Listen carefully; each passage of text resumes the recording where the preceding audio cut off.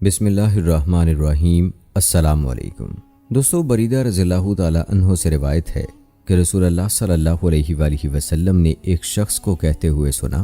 اے اللہ، میں تجھ سے یہ گواہی دیتے ہوئے سوال کرتا ہوں کہ تو ہی اللہ ہے، تیرے سوا کوئی معبود نہیں، تو ایسا اکیلا اور بے نیاز ہے کہ نہ تو نے جنا اور نہ تو جنا گیا، اور تیرا ہم مثل کوئی نہیں۔ تو فرمایا، تو نے اللہ کے اس اسم اعظم کے واسطے سے سوال کیا ہے،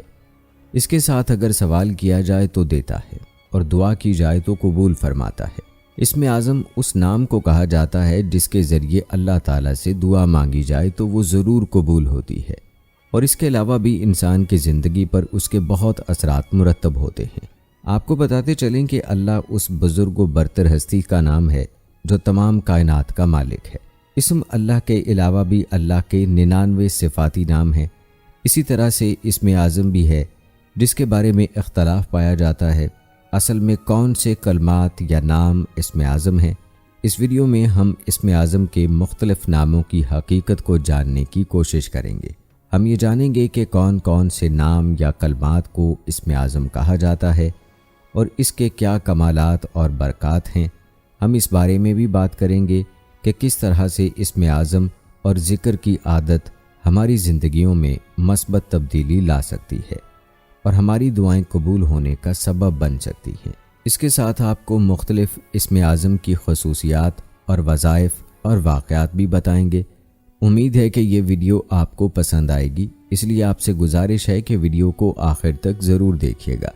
دوستو، اسم اعظم دراصل اللہ تعالیٰ کا وہ صفاتی یا ذاتی نام ہے جس کے پڑھنے سے اللہ تعالیٰ کے ساتھ خصوصی تعلق پیدا ہو جاتا ہے، نیز معرفت کے دروازے کھل جاتے ہیں۔ اللہ کا ذاتی نام اور ہر صفاتی نام اس کے خاص شان کا مظہر ہے۔ جو شخص اللہ تعالیٰ کو جس شان یعنی جس صفاتی نام سے پکارتا ہے، اللہ تعالیٰ اسے ویسے نواز دیتا ہے اور اپنی اس شان کے فیوز و برکات سے اسے نواز دیتا ہے اور اپنی اس خاص شان کا راز اس پر کھول دیتا ہے۔ یعنی اگر کوئی شخص اللہ تعالیٰ کو رحمان کہہ کر پکارتا ہے تو اللہ تعالیٰ اپنی رحمت سے اسے مالا مال کر دیتا ہے اور اس کا وجود دوسروں کے لیے باعث رحمت بنا دیتا ہے۔ اسم اعظم تلاش کرنے کا ایک اہم اصول پیش کرتا ہوں کہ جس آیت لفظ میں اللہ تعالیٰ کی شان معبودیت، شان رحمانیت، شان قیومت، شان صمدیت، شان قدرت، شان جلالیت، شان بعید، شان بدیت، شان طاقت کا اظہار ہوتا ہو، وہ لفظ یا آیت اسم اعظم ہوگی۔ مثلا اللہ تعالیٰ معبود ہے، ہم اس کی عبادت کرتے ہیں، اس لیے لفظ اللہ یا ایسی آیت جس میں یہ لفظ ہو کہ اللہ ہمارا معبود ہے، وہ اسم اعظم ہے۔ لہٰذا لفظ اللہ اور لا الہ الا اللہ اسم اعظم ہے۔ ایسے ہی اللہ اپنی مخلوق پر ہر وقت رحم کرتا ہے، لہٰذا لفظ اور رحمان اور رحیم یا ایسی آیت جس سے رحمت باری کا مفہوم ظاہر ہو، وہ اسم اعظم ہوگی۔ اسی طرح سے اللہ تعالیٰ ہمیشہ سے قائم و دائم اور زندہ ہے، لہٰذا جو شخص حی القیوم کہہ کر پکارتا ہے وہ اسے ہمیشہ کے لیے دائم کر دیتا ہے، لہٰذا یہ لفظ اور ایسی آیت جس سے قائم اور ہمیشہ زندہ رہنے کا مفہوم نکلے، وہ اسم اعظم ہوگی۔ اسی طرح اس کی ایک اور نشانی یہ ہے کہ ہر چیز کا خزانہ اس کے پاس ہے، یعنی اسے کسی چیز کی ضرورت نہیں، چنانچہ وہ ہر لحاظ سے بے نیاز اور مالا مال ہے، لہٰذا لفظ اللہ الصمد اسم اعظم ہے۔ اس لیے جو اللہ الصمد یعنی یہ کہتا ہے کہ تو میرا بے نیاز معبود ہے، تو وہ اسے بے نیاز بندہ بنا دیتا ہے۔ ایسے لفظ یا ذوالجلال والاکرام یا لطیف یا چند دیگر کلمات ہیں جو اسم اعظم ہیں، کیونکہ اس میں اللہ تعالیٰ کی خاص شان مضمر ہے جو ان الفاظ کے پڑھنے سے ظاہر ہوتی ہے۔ لہٰذا اسماء اعظام کو کثرت سے پڑھنے کے بعد جو دعا بھی اللہ کے حضور کی جائے گی وہ انشاءاللہ تعالیٰ قبول ہوگی۔ لوح محفوظ کا قانون ہمیں بتاتا ہے کہ ازل سے ابد تک صرف لفظ کی کار فرمائی ہے، حال، مستقبل اور ازل سے ابد تک کا درمیانی فاصلہ لفظ کے علاوہ کچھ نہیں ہے۔ کائنات میں جو کچھ ہے سب کا سب اللہ کا فرمایا ہوا لفظ ہے، اور یہ لفظ اللہ تعالیٰ کا اسم ہے۔ اسی اسم کے مختلف طرزوں سے نئی تخلیقات وجود میں آتی رہیں گی۔ اللہ تعالیٰ کا لفظ یا اسم پوری کائنات کو کنٹرول کرتا ہے۔ لفظ کی بہت سی قسمیں ہیں، ہر قسم کے لفظ یا اسم کا ایک سردار ہوتا ہے اور وہی سردار اپنے اسم کے اسماء کو کنٹرول کرتا ہے۔ یہ سردار اسم بھی اللہ تعالیٰ کا ہوتا ہے اور اسی کو اسم اعظم کہتے ہیں۔ اسماء کی حیثیت روشنیوں کے علاوہ کچھ نہیں ہے۔ ایک طرز کی جتنی روشنیاں ہیں ان کو کنٹرول کرنے والا اسم بھی انہی روشنیوں کا مرکب ہوتا ہے، اور یہ اسماء کائنات میں موجود اشیاء کی تخلیق کے اجزاء ہوتے ہیں۔ مثلا انسان کے اندر کام کرنے والے تمام تقاضے اور پورے حواس کو قائم کرنے یا رکھنے والا اسم ان سب کا سردار ہوتا ہے، اور یہی اسم اعظم کہلاتا ہے۔ اسم اعظم کے سلسلے میں مختلف روایات بیان کی گئی ہیں، جن سے یہ نتیجہ نکلتا ہے کہ جو شخص بھی اسم اعظم سے باخبر ہو جائے تو نہ صرف یہ کہ اس کی دعا قبول ہو جاتی ہے، بلکہ وہ شخص اس اسم اعظم کے ذریعے اس دنیا کی بہت سی چیزوں میں دخل و تصرف کر سکتا ہے اور بہت ہی عجیب و غریب کام سر انجام دے سکتا ہے۔ خدا کے ناموں میں کون سا نام اسم اعظم ہے، اس سلسلے میں علماء اسلام نے بہت زیادہ بحث و گفتگو کی ہے، اور اس موضوع پر اکثر بحثیں ہوا کرتی ہیں کہ خدا کے ناموں میں اس اسم کو تلاش کریں جو عجیب و غریب خاصیت رکھتا ہو، لیکن ہمارے نظریے کے مطابق جس چیز پر زیادہ توجہ ہونی چاہیے وہ یہ ہے کہ خدا کے اسماء اور صفات کا پتہ لگائیں، ان کے مفہوم کو اپنے اندر پیدا کریں اور روحانی تکامل و پیش رفت حاصل کریں جن کے ذریعے ہماری ذات پر اثر ہو سکے۔ دوسرے الفاظ میں اہم مسئلہ یہ ہے کہ ہم اپنے اندر ان صفات کو پیدا کریں اور اپنے کردار کو ان صفات سے مزین کریں، ورنہ گناہوں میں آلودہ شخص اور ایک ذلیل انسان کیا اسم اعظم کا علم حاصل کرنے سے مستجاب الدعوات ہو سکتا ہے؟ اگر ہم سنتے ہیں کہ بالام نامی شخص اسم اعظم کا علم رکھتا تھا لیکن بعد میں اس سے ہاتھ دھو بیٹھا، تو اس کا مطلب یہ ہے کہ اس نے ایمان و عمل صالح اور تقوی و پرہیزگاری کے ذریعے اس روحانی درجے کو حاصل کر لیا تھا، لہٰذا اس کی دعا قبول ہو جاتی تھی۔ لیکن اپنی خطاؤں کے ذریعے، کیونکہ انسان خطا و غلطی سے پاک نہیں ہے، اور اپنے زمانے کے فرعونی اور طاغوتی طاقتوں اور اپنی ہوس کی بنا پر اس روحانی طاقت کو بالکل کھو دیا اور اس مرتبہ سے گر گیا۔ اسم اعظم کے بھول جانے سے یہی معنی مراد ہو سکتے ہیں، اور اسی طرح اگر ہم کتابوں میں پڑھتے ہیں کہ انبیاء اور ائمہ علیہ السلام اسم اعظم سے آگاہ تھے، تو اس کا مطلب یہ ہے کہ ان کے وجود میں خدا کے اسم اعظم کی حقیقت جلوہ گر ہوتی تھی، اور اسی وجہ سے خداوند عالم نے ان کو اس عظیم مرتبے پر فائز کیا تھا کہ ان کی دعائیں مستجاب ہوتی تھیں۔ محمد بن حسن رحمۃ اللہ علیہ حضرت امام ابو حنیفہ رحمۃ اللہ علیہ سے روایت کرتے ہیں کہ اسم اعظم اللہ ہے۔ کیا دیکھتے نہیں کہ رحمان رحمت سے مشتق ہے،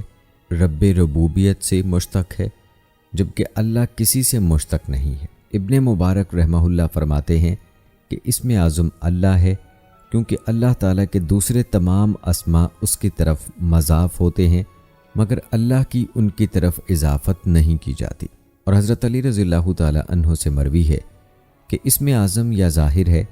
اور حضرت ابن عباس رضی اللہ تعالیٰ عنہ سے روایت ہے کہ وہ یا حیو یا قیوم ہے۔ حافظ ابو القاسم سہیلی رحمہ اللہ فرماتے ہیں اللہ تعالیٰ کے 99 نام سب کے سب لفظ اللہ کے تابع ہیں، جس کے ساتھ مل کر پورے 100 ہو جاتے ہیں، اور جنت کے درجات بھی 100 ہیں۔ چنانچہ صحیح حدیث میں ہے کہ جنت کے درجے 100 ہیں، اور ہر 2 درجوں کے درمیان 500 سال کی مسافت ہے، اور اسماء حسنہ کے بارے میں فرمایا کہ جو شخص انہیں یاد کرے وہ جنت میں داخل ہوگا۔ معلوم ہوا کہ اسماء کی تعداد جنت کے درجوں کے برابر ہے۔ اللہ کے اسم اعظم ہونے کی دلیل ہے کہ باقی تمام اسماء اس کی طرف مضاف ہوتے ہیں۔ چنانچہ کہتے ہیں کہ اللہ کا نام عزیز ہے، یوں نہیں کہتے کہ اللہ نام ہے عزیز کا۔ اور فاری کہتے ہیں کہ اللہ تعالیٰ نے فرمایا، یہاں اسماء کو عام کیا، پھر فرمایا قل ادعوا اللہ و ادعوا الرحمن، اس میں پہلے اسم اعظم کا ذکر کیا اور مخلوق کو ہدایت کی کہ اس نام سے پکاریں۔ یہ اسم خاص اللہ تعالیٰ کا نام ہے، کوئی دوسرا اس سے موسوم نہیں ہو سکتا۔ مخلوق میں سے کسی سرکش شیطان نے بھی اپنے آپ کو اللہ کہلوانے کی جرت نہیں کی۔ فرعون جو اتنا بڑا ظالم و سرکش تھا، اس نے مصر کے قبطیوں سے کہا ان ربکم الاعلی، جس کی وجہ سے دنیا ہی میں اس پر اور اس کی قوم پر عذاب آیا، مگر اسے بھی یہ طاقت نہ ہوئی کہ ان اللہ کہہ دیتا۔ اللہ تعالیٰ نے اشرار کو بھی اس نام کے دعویٰ کرنے کی جرأت نہیں دی۔ یہ وہ نام ہے جس کا ورد مخلوق کی زبان پر جاری کیا اور ہر ایک کو یہی سمجھایا کہ ہمیشہ خدا کا یہی نام لے۔ اسی نام کے ساتھ ایمان کو متعلق کیا، اسی کو فریاد خواہوں کی فریاد، مظلوموں اور خوفزدوں کی پناہ بنایا، اور اسی کو عابدوں کی عبادت بنایا۔ جو شخص کسی مصیبت میں پھنس جائے یا کسی بلا کے منہ میں آ جائے تو وہ اسی نام سے خدا کو پکارتا ہے، اور جو بھی بچہ پیدا ہوتا ہے اس کے متعلق پہلا حکم یہی ہے کہ اس کے کان میں یہی نام پکارو، اور مرتے وقت بھی یہی نام لا الہ الا اللہ ہی کام بناتا ہے۔ اسی نام کو مخلوق اپنے بول چال اور معاملات میں استعمال میں لاتی ہے اور پیش کرتی ہے، اور گنجائش دے دی کہ جس اسم کے ساتھ تمہارا دل چاہے پکارو، اگر مجھے میرے ذاتی نام سے نہ پکارو تو مجھے میری رحمت اور فضل سے پکارو۔ اسی لیے شیخ واسطی رحمۃ اللہ علیہ نے فرمایا کہ جو شخص اللہ تعالیٰ کو اس کے نام سے نہ پکارے تو اس میں اس شخص کا حصہ ہوتا ہے، مگر اسم اللہ کے ساتھ پکارنے میں اس کو کوئی حصہ نہیں ملتا، کیونکہ وحدانیت میں کسی کا کوئی حصہ نہیں ہے۔ اس لیے اہل علم فرماتے ہیں کہ یہ اسم تعلق کے لیے ہے، تخلق کے لیے نہیں، اور اس لیے بھی کہ الوہیت مخلوقات کو پیدا کرنے پر قادر ہونے کی وجہ سے ہے، جو کہ اعلیٰ درجے کے کمال کی صفت ہے۔ حضرت ابو سعید رحمۃ اللہ علیہ فرماتے ہیں، سب سے پہلے اللہ تعالیٰ نے اپنے بندوں کو ایک کلمہ یعنی اللہ کی طرف بلایا، جس نے اسے سمجھ لیا اس نے دوسرے کلمات کو بھی سمجھ لیا۔ اکثر علماء اس پر متفق ہیں کہ اللہ تعالیٰ کا اسم اعظم اللہ اور الہ ہے، اور الہ اللہ کا اصل ہے۔ حشام حضرت محمد بن حسن شیبانی رحمہ اللہ سے روایت کرتے ہیں کہ میں نے حضرت امام ابو حنیفہ رحمہ اللہ کو فرماتے سنا کہ اسم اعظم اللہ اور الہ ہے، اور صوفیاء کرام میں سے اکثر مشائخ کا بھی یہی اعتقاد ہے، کیونکہ ان کے نزدیک صاحب مقام کے لیے اسم اللہ سے بڑھ کر کوئی ذکر نہیں ہے۔ ابو امام جعفر طحافی رحمہ اللہ بھی یہی فرماتے ہیں کہ اسم اعظم اللہ ہے۔ حضرت علی رضی اللہ تعالی عنہ کا ارشاد ہے کہ اسم اعظم الف لام میم کاف ہے یہ عین صاد ہا میم عین سین قاف وغیرہ ہیں، اور جو شخص ان حروف کو ایک دوسرے کے ساتھ جوڑنا جانتا ہے وہ اسم اعظم سے ناواقف نہیں رہ سکتا۔ اس کا مطلب یہ ہوا کہ حروف مقطعات اسم اعظم ہیں۔ بعض علماء کا قول ہے کہ اسم اعظم احد الصمد ہے، بعض نے کہا ذوالجلال والاکرام ہے، اور بعض نے کہا ربنا ہے۔ حضرت لائث رحمۃ اللہ علیہ فرماتے ہیں کہ زید بن حارثہ رضی اللہ تعالی عنہ نے طائف جانے کے لیے ایک آدمی کا خچر کرائے پر لیا۔ خچر والے نے شرط لگائی کہ میں جہاں اتاروں گا اترنا پڑے گا۔ راستے میں ایک ویران جگہ میں خچر والے نے اتار دیا، وہاں بہت ساری نعشیں پڑی تھیں۔ خچر والے نے ان کو بھی قتل کرنا چاہا تو آپ نے فرمایا ٹھہرو، مجھے 2 رکعت نماز پڑھ لینے دو۔ اس نے کہا پڑھ لو، تم سے پہلے جو لوگ قتل ہوئے پڑے ہیں انہوں نے بھی پڑھی تھی، مگر انہیں ان کی نماز نے کوئی فائدہ نہیں دیا۔ زید کہتے ہیں کہ جب میں نماز پڑھنے سے فارغ ہوا تو وہ مجھے قتل کرنے کے لیے آگے بڑھا، تو میں نے کہا یا ارحم الراحمین، تو فوراً ایک آواز آئی کہ اسے قتل نہ کر۔ خچر والے نے ادھر ادھر دیکھا تو اسے کوئی نظر نہ آیا۔ وہ دوبارہ میری طرف بڑھا تو اس وقت ایک سوار ہاتھ میں خنجر لیے آتا ہوا نظر آیا، جس نے خچر والے کو قتل کر دیا۔ بعض کہتے ہیں کہ لا الہ الا انت سبحانک انی کنت من الظالمین اسم اعظم ہے، کیونکہ حضرت یونس علیہ السلام نے مچھلی کے پیٹ میں اسی کو پڑھا تھا تو اللہ تعالیٰ نے ان کی دعا قبول کر لی۔ اور حضرت سعد بن ابی وقاص رضی اللہ تعالی عنہ سے ابن سنی نے نقل کیا ہے، میں نے رسول اللہ صلی اللہ علیہ وآلہ وسلم کو فرماتے ہوئے سنا کہ میں ایک ایسا کلمہ جانتا ہوں جس کے پڑھنے سے مصیبت زدہ کی مصیبت ٹل جاتی ہے۔ وہ کلمہ میرے بھائی یونس علیہ السلام کا ہے جو اس نے تاریکیوں میں پڑھا تھا، یعنی لا الہ الا انت سبحانک انی کنت من الظالمین۔ اور بعض کہتے ہیں کہ وہاب اسم اعظم ہے، کیونکہ حضرت سلیمان علیہ السلام نے اسی کے ساتھ دعا مانگی تھی۔ بعض کہتے ہیں کہ خیر الوارثین اسم اعظم ہے، کیونکہ حضرت ذکری علیہ السلام نے یہی اسم لے کر دعا مانگی تھی۔ اور بعض کہتے ہیں کہ غفار اسم اعظم ہے، ایک عارف سے سنا کہ ہر دعا مانگنے والے کی اپنی حالت کے مطابق اس کے لیے الگ اسم اعظم ہے جس سے وہ اللہ تعالیٰ سے اپنی حاجت مانگتا ہے، اور قرین قیاس یہی بات ہے کہ ہر ایک کا اسم اعظم اس کے حالات کے موافق الگ ہوتا ہے۔ میرے ایک دوست نے بعض مشائخ کے حوالے سے نقل کیا کہ شیخ محی الدین عربی رحمۃ اللہ علیہ نے فرمایا کہ جو آدمی اپنے نام کے اعداد لے کر اللہ تعالیٰ کا کوئی ایسا اسم تلاش کر لے جس کے اعداد اس کے نام کے اعداد کے برابر ہوں، اگر ایک اسم ایسا نہ مل سکے تو 2 اسم یا 3 اسم یا 4 اسم ایسے تلاش کرے جن کے مجموعے کی اعداد اس کے نام کے اعداد کے برابر ہوں۔ مثلا محمد کے عدد 92 ہیں، اللہ تعالیٰ کے اسماء میں کوئی ایسا نہیں ملتا جس کے عدد 92 ہوں، مگر اول اور دوئم یہ 2 اسم ایسے ہیں جن کے عدد 92 بنتے ہیں۔ اسی طرح حی، وہاب، واجد اور ولی 4 اسم ہیں، ان کے عدد 92 ہیں۔ اسی طرح جب وہ اپنے نام کے اعداد کے برابر اعداد والا اسم الہی تلاش کر لے تو پھر پہلے تو اپنے اسم کے اعداد کی تعداد کے برابر سورہ فاتحہ پڑھے، پھر سورہ علم نشرہ اتنی بار پڑھے، اور اس میں الہی ایک ہو یا زیادہ وہ بھی اتنی بار پڑھے اور اس پر مداومت کرے، اور اس کے بعد انہیں اسماء الہیہ سے دعا مانگے۔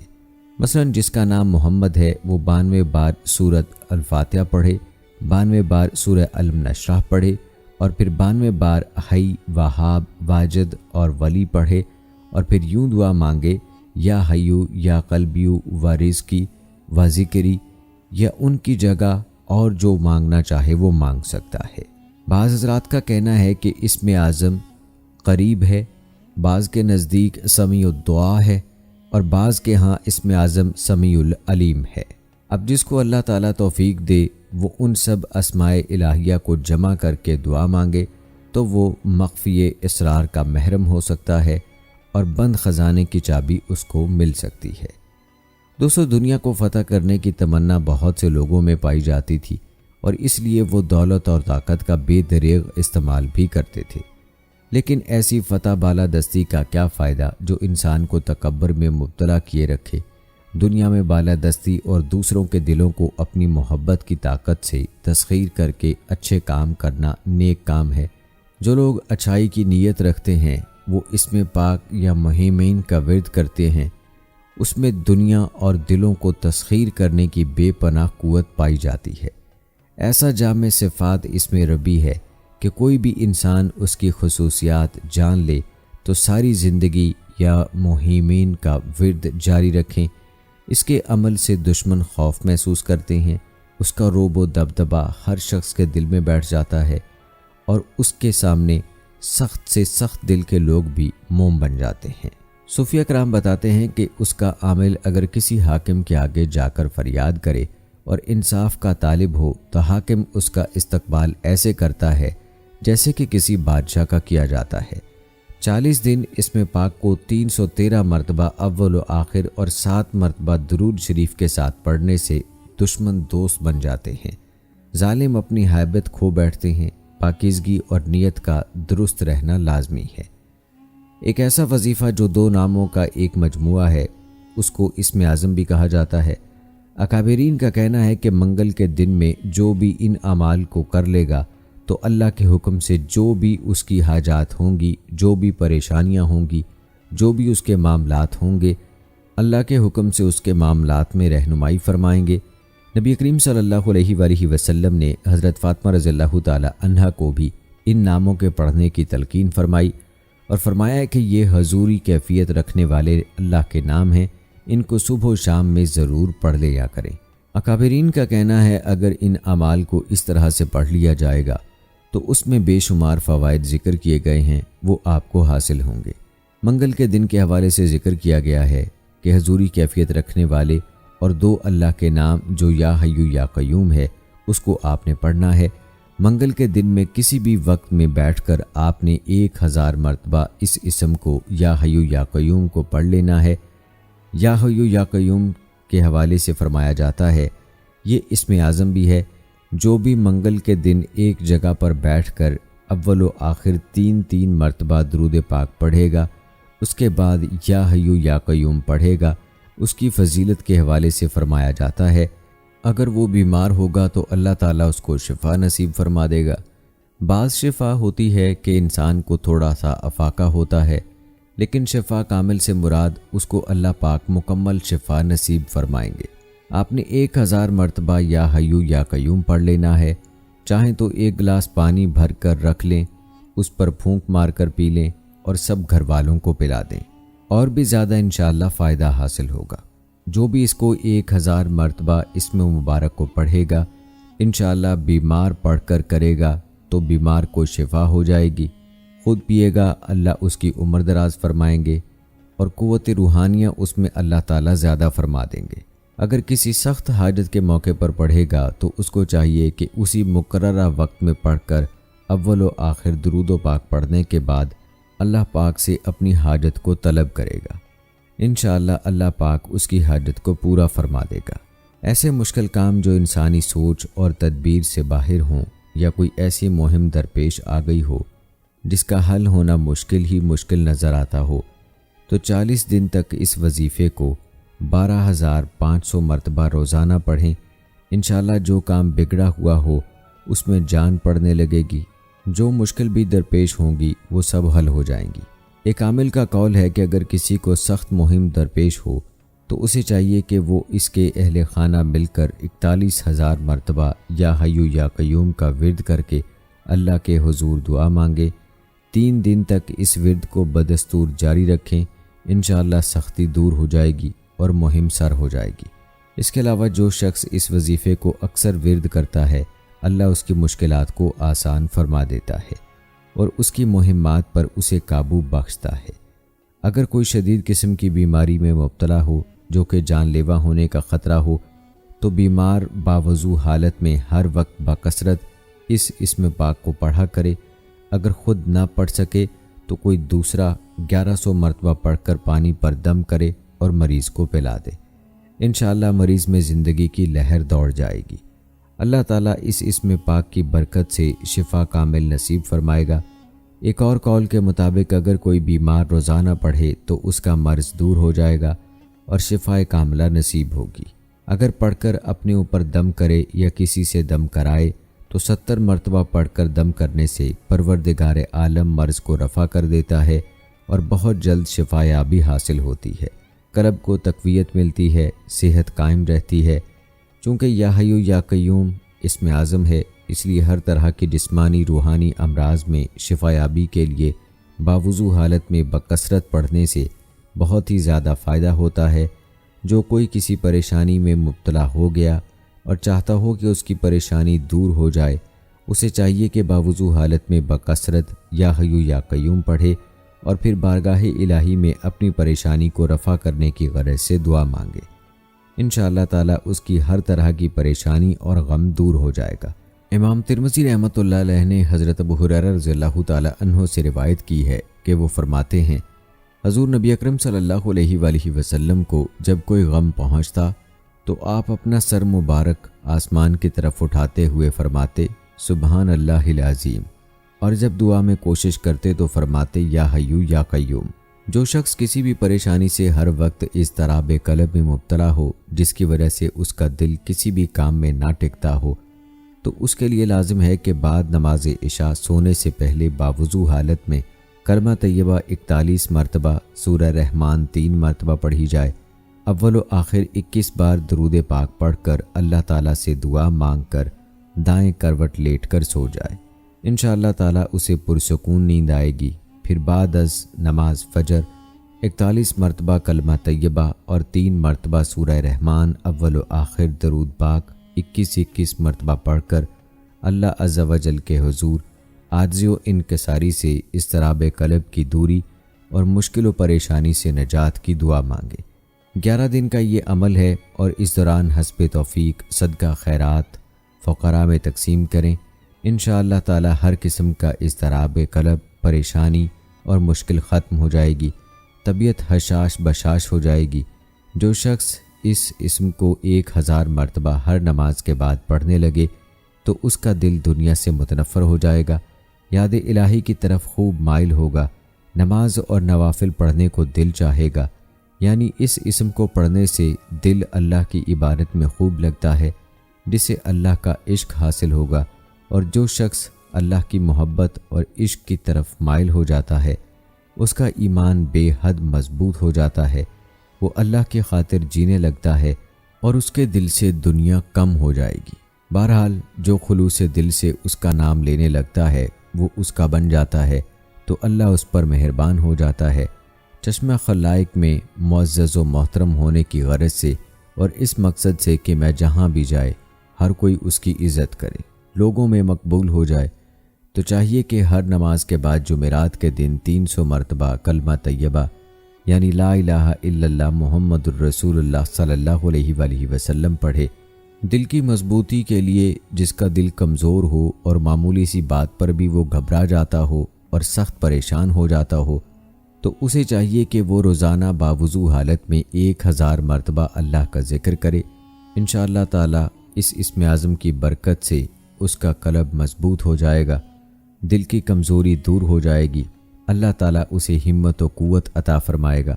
دوستو، جو کوئی اس بات کا خواہاں ہو کہ اس کا دل عبادت الہی میں ذوق و شوق کے ساتھ مشغول رہے، اللہ تعالیٰ کی اطاعت میں مستدعی اور آمادگی بہت زیادہ پیدا ہو جائے، وہ عبادت کرتے ہوئے حلاوت اور سکون محسوس کرے، سستی و تازگی کا احساس موجود رہے، اسے چاہیے کہ وہ نماز فجر کی ادائیگی کے بعد اسی جگہ قبلہ رخ ہو کر بیٹھا رہے اور طلوع آفتاب تک بکثرت یا حیو یا قیوم پڑھے، اور ہر روز یہ عمل کرے، انشاءاللہ تعالیٰ اسے عبادت میں مستعدی اور چستی حاصل ہوگی۔ جو کوئی یہ چاہے کہ وہ چشم خلائق میں معزز ہو جائے، لوگ اس کے ساتھ حسن سلوک سے پیش آئیں اور یوں محسوس ہو کہ گویا مخلوق خدا کے دل اس کی مٹھی میں ہیں، تو اس مقصد کے لیے حضرت شیخ بونی رحمۃ اللہ علیہ فرماتے ہیں کہ جو کوئی صبح و صادق کے وقت بکثرت یا حیو یا قیوم پڑھے اور اس پر مداوت رکھے تو انشاءاللہ تعالی مخلوق کے دل اس کے لیے مسخر ہوں گے۔ اس میں مبارک کو بکثرت پڑھنے والا جانی اور مالی نقصان سے محفوظ رہتا ہے، کسی بھی قسم کی آفت اور مصیبت میں اسے تکلیف نہیں پہنچتی، بڑے بڑے خطرات میں گر جانے کے باوجود وہ امن و عافیت میں رہتا ہے اور سلامتی سے لوٹتا ہے۔ یا حیو یا قیوم کا ورد کرنے والے کو اللہ تعالیٰ سدا خوشیاں اور کامیابیاں عطا کرتا رہتا ہے۔ ایسے ہی اگر کوئی شخص روزانہ 300 مرتبہ یا حیو یا قیوم پڑھنا اپنا معمول بنائے تو اللہ تعالیٰ اس کے دل سدا مسرور رکھتا ہے اور اسے بکثرت پڑھنے والے کی عمر میں اللہ تعالیٰ خیر و برکت عطا فرما دیتا ہے۔ اگر کسی شخص کی کوئی چیز گم ہو گئی ہو اور مالک کو اس کی خبر نہ ملے تو اسے چاہیے کہ رات کو سوتے وقت اس ورد کو 7 دن تک روزانہ 52,000 مرتبہ پڑھے، انشاءاللہ گمشدہ چیز کے متعلق کا خواب میں معلوم ہو جائے گا۔ اگر کسی نے چرائی ہوگی تو اس کے دل پر اتنا خوف طاری ہوگا کہ چرانے والا کسی بہانے سے خود بخود واپس دے جائے گا۔ ایک عامل کا قول ہے کہ اگر کسی کو سخت مہم درپیش ہو تو اسے چاہیے کہ وہ اس کے اہل خانہ مل کر 41,000 مرتبہ یا حیو یا قیوم کا ورد کر کے اللہ کے حضور دعا مانگے، 3 دن تک اس ورد کو بدستور جاری رکھیں، انشاءاللہ سختی دور ہو جائے گی اور مہم سر ہو جائے گی۔ اس کے علاوہ جو شخص اس وظیفے کو اکثر ورد کرتا ہے، اللہ اس کی مشکلات کو آسان فرما دیتا ہے اور اس کی مہمات پر اسے قابو بخشتا ہے۔ اگر کوئی شدید قسم کی بیماری میں مبتلا ہو جو کہ جان لیوا ہونے کا خطرہ ہو تو بیمار باوضو حالت میں ہر وقت بکثرت اس اسم پاک کو پڑھا کرے، اگر خود نہ پڑھ سکے تو کوئی دوسرا 1100 مرتبہ پڑھ کر پانی پر دم کرے اور مریض کو پلا دے، انشاءاللہ مریض میں زندگی کی لہر دوڑ جائے گی۔ اللہ تعالیٰ اس اسم پاک کی برکت سے شفا کامل نصیب فرمائے گا۔ ایک اور قول کے مطابق اگر کوئی بیمار روزانہ پڑھے تو اس کا مرض دور ہو جائے گا اور شفا کاملہ نصیب ہوگی۔ اگر پڑھ کر اپنے اوپر دم کرے یا کسی سے دم کرائے تو 70 مرتبہ پڑھ کر دم کرنے سے پروردگار عالم مرض کو رفع کر دیتا ہے اور بہت جلد شفا یابی حاصل ہوتی ہے، قلب کو تقویت ملتی ہے، صحت قائم رہتی ہے۔ چونکہ یا حیو یا قیوم اسم اعظم ہے، اس لیے ہر طرح کی جسمانی روحانی امراض میں شفا یابی کے لیے باوضو حالت میں بکثرت پڑھنے سے بہت ہی زیادہ فائدہ ہوتا ہے۔ جو کوئی کسی پریشانی میں مبتلا ہو گیا اور چاہتا ہو کہ اس کی پریشانی دور ہو جائے، اسے چاہیے کہ باوضو حالت میں بکثرت یا حیو یا قیوم پڑھے اور پھر بارگاہ الہی میں اپنی پریشانی کو رفع کرنے کی غرض سے دعا مانگے۔ انشاءاللہ تعالی اس کی ہر طرح کی پریشانی اور غم دور ہو جائے گا۔ امام ترمذی رحمۃ اللہ علیہ نے حضرت ابو ہریرہ رضی اللہ تعالی عنہ سے روایت کی ہے کہ وہ فرماتے ہیں، حضور نبی اکرم صلی اللہ علیہ وآلہ وسلم کو جب کوئی غم پہنچتا تو آپ اپنا سر مبارک آسمان کی طرف اٹھاتے ہوئے فرماتے سبحان اللہ العظیم، اور جب دعا میں کوشش کرتے تو فرماتے یا حیو یا قیوم۔ جو شخص کسی بھی پریشانی سے ہر وقت اضطراب قلب میں مبتلا ہو، جس کی وجہ سے اس کا دل کسی بھی کام میں نہ ٹکتا ہو، تو اس کے لیے لازم ہے کہ بعد نماز عشاء سونے سے پہلے باوضو حالت میں کلمہ طیبہ 41 مرتبہ، سورہ رحمان 3 مرتبہ پڑھی جائے، اول و آخر 21 بار درود پاک پڑھ کر اللہ تعالیٰ سے دعا مانگ کر دائیں کروٹ لیٹ کر سو جائے۔ انشاءاللہ تعالیٰ اسے پرسکون نیند آئے گی۔ پھر بعد از نماز فجر 41 مرتبہ کلمہ طیبہ اور 3 مرتبہ سورہ رحمان اول و آخر درود پاک 21 مرتبہ پڑھ کر اللہ عز و جل کے حضور عاجزی و انکساری سے اضطراب قلب کی دوری اور مشکل و پریشانی سے نجات کی دعا مانگے۔ 11 دن کا یہ عمل ہے اور اس دوران حسب توفیق صدقہ خیرات فقراء میں تقسیم کریں۔ انشاءاللہ تعالی ہر قسم کا اضطراب قلب، پریشانی اور مشکل ختم ہو جائے گی، طبیعت حشاش بشاش ہو جائے گی۔ جو شخص اس اسم کو 1000 مرتبہ ہر نماز کے بعد پڑھنے لگے تو اس کا دل دنیا سے متنفر ہو جائے گا، یاد الہی کی طرف خوب مائل ہوگا، نماز اور نوافل پڑھنے کو دل چاہے گا، یعنی اس اسم کو پڑھنے سے دل اللہ کی عبادت میں خوب لگتا ہے، جسے اللہ کا عشق حاصل ہوگا، اور جو شخص اللہ کی محبت اور عشق کی طرف مائل ہو جاتا ہے اس کا ایمان بے حد مضبوط ہو جاتا ہے، وہ اللہ کی خاطر جینے لگتا ہے اور اس کے دل سے دنیا کم ہو جائے گی۔ بہرحال جو خلوص دل سے اس کا نام لینے لگتا ہے وہ اس کا بن جاتا ہے تو اللہ اس پر مہربان ہو جاتا ہے۔ چشمہ خلائق میں معزز و محترم ہونے کی غرض سے اور اس مقصد سے کہ میں جہاں بھی جائے ہر کوئی اس کی عزت کرے، لوگوں میں مقبول ہو جائے، تو چاہیے کہ ہر نماز کے بعد جمعرات کے دن 300 مرتبہ کلمہ طیبہ یعنی لا الہ الا اللہ محمد الرسول اللہ صلی اللہ علیہ وآلہ وسلم پڑھے۔ دل کی مضبوطی کے لیے جس کا دل کمزور ہو اور معمولی سی بات پر بھی وہ گھبرا جاتا ہو اور سخت پریشان ہو جاتا ہو، تو اسے چاہیے کہ وہ روزانہ باوضو حالت میں 1000 مرتبہ اللہ کا ذکر کرے۔ انشاءاللہ تعالی اس اسم اعظم کی برکت سے اس کا قلب مضبوط ہو جائے گا، دل کی کمزوری دور ہو جائے گی، اللہ تعالیٰ اسے ہمت و قوت عطا فرمائے گا۔ دوستو، جو کوئی اس بات کا خواہاں ہو کہ اس کا دل عبادت الہی میں ذوق و شوق کے ساتھ مشغول رہے، اللہ تعالیٰ کی اطاعت میں مستدعی اور آمادگی بہت زیادہ پیدا ہو جائے، وہ عبادت کرتے ہوئے حلاوت اور سکون محسوس کرے، سستی و تازگی کا احساس موجود رہے، اسے چاہیے کہ وہ نماز فجر کی ادائیگی کے بعد اسی جگہ قبلہ رخ ہو کر بیٹھا رہے اور طلوع آفتاب تک بکثرت یا حیو یا قیوم پڑھے اور ہر روز یہ عمل کرے۔ انشاءاللہ تعالی اسے عبادت میں مستعدی اور چستی حاصل ہوگی۔ جو کوئی یہ چاہے کہ وہ چشم خلائق میں معزز ہو جائے، لوگ اس کے ساتھ حسن سلوک سے پیش آئیں اور یوں محسوس ہو کہ گویا مخلوق خدا کے دل اس کی مٹھی میں ہیں، تو اس مقصد کے لیے حضرت شیخ بونی رحمۃ اللہ علیہ فرماتے ہیں کہ جو کوئی صبح صادق کے وقت بکثرت یا حیو یا قیوم پڑھے اور اس پر مداوت رکھے تو انشاءاللہ تعالی مخلوق کے دل اس کے لیے مسخر ہوں گے۔ اس میں مبارک کو بکثرت پڑھنے والا جانی اور مالی نقصان سے محفوظ رہتا ہے، کسی بھی قسم کی آفت اور مصیبت میں اسے تکلیف نہیں پہنچتی، بڑے بڑے خطرات میں گر جانے کے باوجود وہ امن و عافیت میں رہتا ہے اور سلامتی سے لوٹتا ہے۔ یا حیو یا قیوم کا ورد کرنے والے کو اللہ تعالیٰ سدا خوشیاں اور کامیابیاں عطا کرتا رہتا ہے۔ ایسے ہی اگر کوئی شخص روزانہ 300 مرتبہ یا حیو یا قیوم پڑھنا اپنا معمول بنائے تو اللہ تعالیٰ اس کے دل سدا مسرور رکھتا ہے اور اسے بکثرت پڑھنے والے کی عمر میں اللہ تعالیٰ خیر و برکت عطا فرما دیتا ہے۔ اگر کسی شخص کی کوئی چیز گم ہو گئی ہو اور مالک کو اس کی خبر نہ ملے تو اسے چاہیے کہ رات کو سوتے وقت اس ورد کو 7 دن تک روزانہ 52,000 مرتبہ پڑھے۔ انشاءاللہ گمشدہ چیز کے متعلق کا خواب میں معلوم ہو جائے گا۔ اگر کسی نے چرائی ہوگی تو اس کے دل پر اتنا خوف طاری ہوگا کہ چرانے والا کسی بہانے سے خود بخود واپس دے جائے گا۔ اگر کسی کو ناحق قید میں ڈال دیا گیا ہو تو وہ ہر نماز کے بعد 700 مرتبہ یہ اسم مبارک یعنی یا ذوالجلال والاکرام پڑھ کر اللہ تعالیٰ سے دعا مانگے، اللہ تعالیٰ جلد رہائی کے اسباب پیدا فرما دے گا اور قید سے رہائی عمل میں آ جائے گی۔ اگر کوئی شخص ہر روز یا ذوالجلال والاکرام کی کثرت کرے اور معمول بنا لے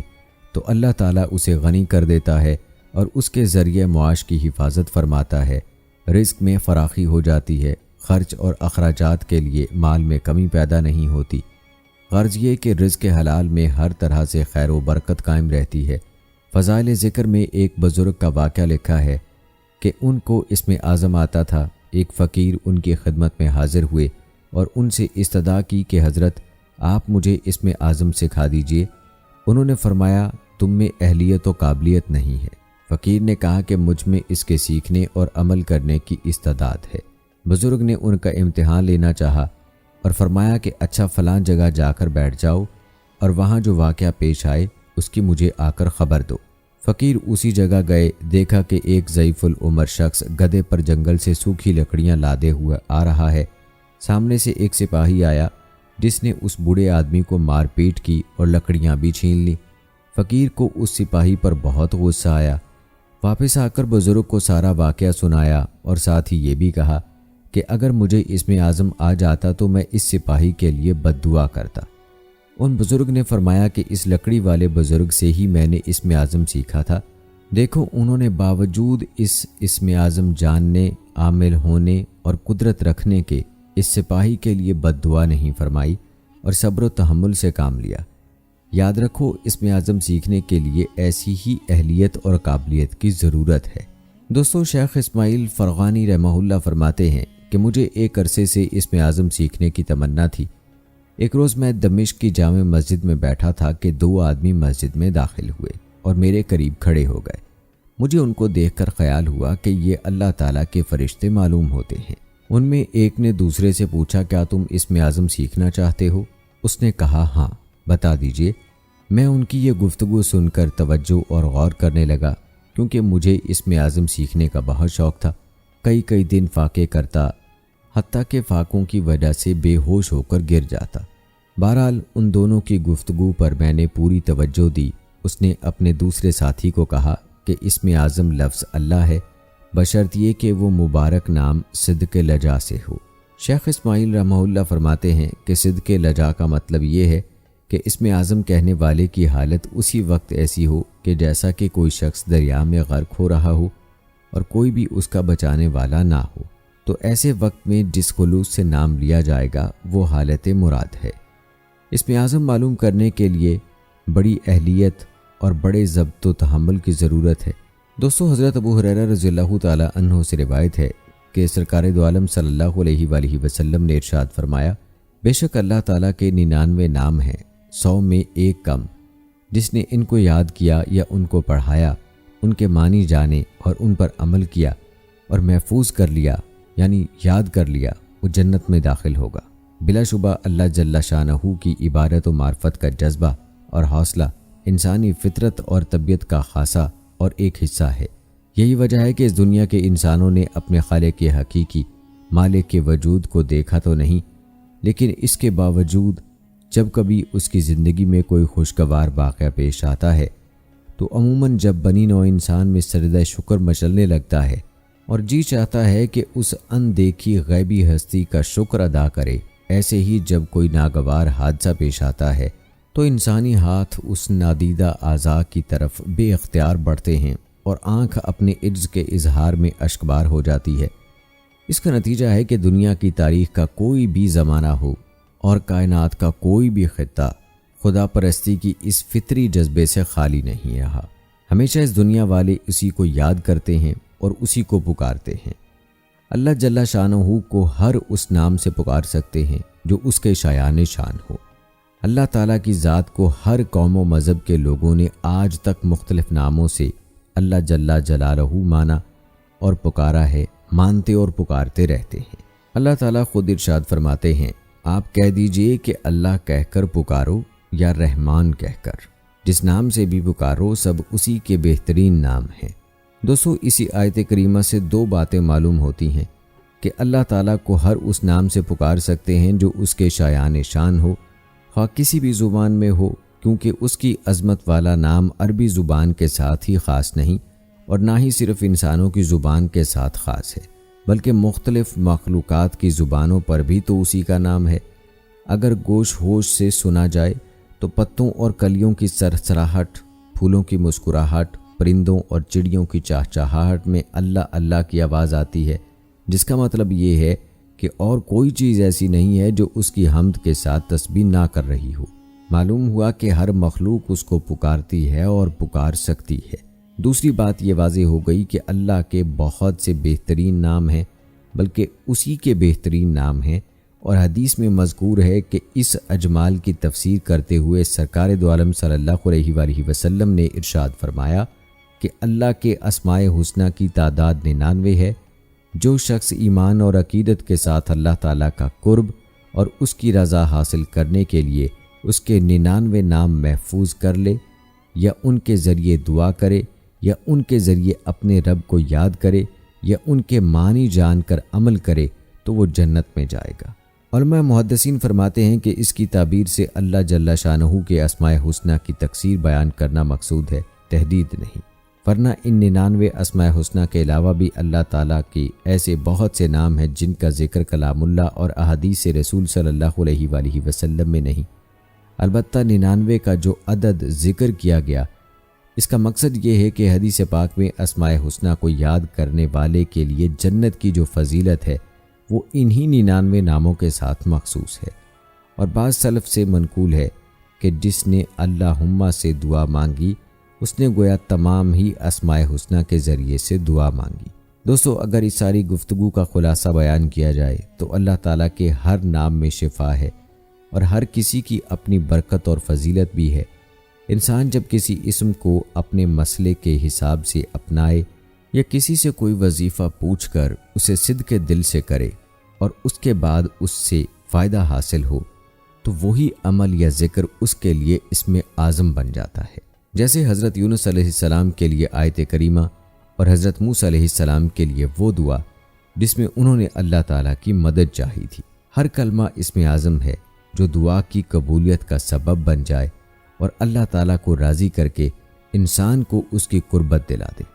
اللہ تعالیٰ سے دعا ہے کہ وہ ہمیں اپنے نیک بندوں میں شامل کر لے اور صراط مستقیم پر چلنے کی کامل توفیق عطا فرمائے، آمین یا رب العالمین۔ تو دوستو، یہ تھی ہماری آج کی ویڈیو۔ امید کرتے ہیں کہ آپ کو پسند آئی ہوگی۔ آج کی ویڈیو کے متعلق اپنی رائے کا اظہار کمنٹ باکس میں لازمی کیجیے گا۔ مجھے اگلی ویڈیو تک اجازت دیں۔ فی امان اللہ۔